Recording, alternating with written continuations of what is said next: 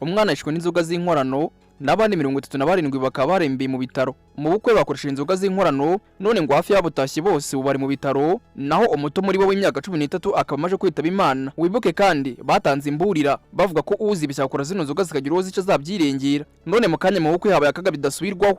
Inyamagabe umwana yishwe n'inzoga zitujuje ubuziranenge.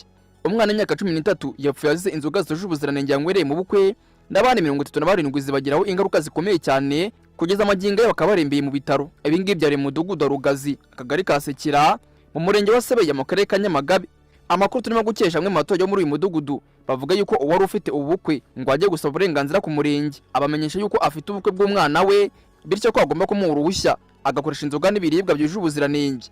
Aba baturage bavuga yuko uyu muturage yaje guhabwa uru ruhushya rwo gukoresha inzoga zemewe, ariko ngo haje kuba ikosa rimwe cyangwa se ereri, aho ngo ategeza kurikiza amabwiriza kuko hari abantu bamutwereye ubushira, imitobe n'izindi nzoga, maze amwe mu batashye bona ubukwe zibagiraho ingaruka, aribwo zishe n'uyu mwana w'imyaka 13 y'amavuko. Umwe yagize ati usibye uwo mwana zahitanye, hari n'abandi bagera kuri 30 zagizeho ingaruka bajyanwe mu bitaro. Guverineri w'Intara y'Amajyepfo Kayitesi Alice waje kwihanganisha umuryango wagize ibyago, avuga yuko uyu muturage yatanze ibyo kunywa ndetse n'ibyo kurya, ariko bukeye bamwe bagaragaza uburwayi bwatewe n'ibyo bafashe bitari byujuje ubuziranenge habe na gato.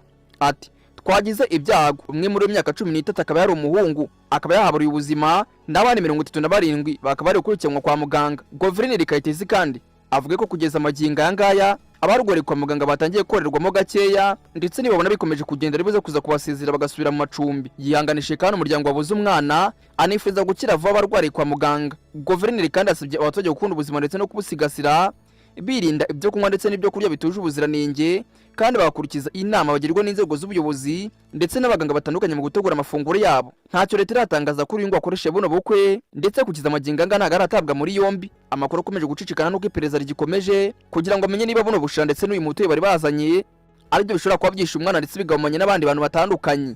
Ngaye ngukorero nyamara bagenda baca ibigage, abantu bagatangira kubihakana, bamwe bavuga yuko atari byo, abandi bakavuga yuko bibangamiye. Nyamara urebye barimo kubinywa bagapfa, twagakwiye gukurikiza ibyo leta itubwira. Mbabwira ni inkuru y'incamugongo abiri mu karere ka Nyamagabe,